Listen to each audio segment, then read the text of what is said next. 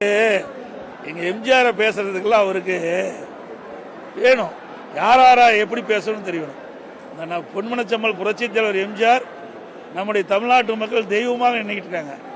அப்படிப்பட்டவரெல்லாம் இவர் விமர்சனம் செய்தா அரசியலில் காணாமல் போயிடுவார்.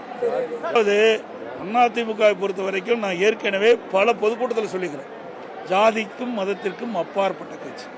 ஒரு ஜாதியை வச்சிடலாம் யாருமே அரசியல் பண்ணுவது என்பது இயலாத காரியம். இன்றைக்கு தமிழகத்தை பொறுத்த வரைக்கும் பொன்மனச்செம்மல் புரட்சித் தலைவர் எம்ஜிஆர் காலத்திலும் சரி, இதையும் புரட்சித் தலைவர் அம்மா காலத்திலும் அவருடைய மறைவுக்கு பிறகு எல்லா கூட்டத்திலும் நான் பேசி வரேன். அதிமுக பொறுத்த வரைக்கும் ஜாதிக்கும் மதத்திற்கும் அப்பாற்பட்ட கட்சி. எங்களுடைய கட்சியில் எத்தனை பேர் இங்கே இருக்கிறாங்க, எவ்வளவு கட்சி, எவ்வளவு ஜாதி சேர்ந்திருக்காங்க, எவ்வளவு மதத்தை சேர்ந்தவர்கள் எங்க இயக்கத்தில் இருக்கிறாங்க. எல்லாம் ஒற்றுமையா நாங்கள் செயல்படுறோம். சில பேருக்கு பொறுக்கல, எரிச்சல், அவர் நினைத்தது நடக்கல, அதனுடைய வெறுப்பினுடைய வெளிப்பாடு தான் இப்படிப்பட்ட வார்த்தைகளை கக்கிக் கொண்டிருக்கிறார்.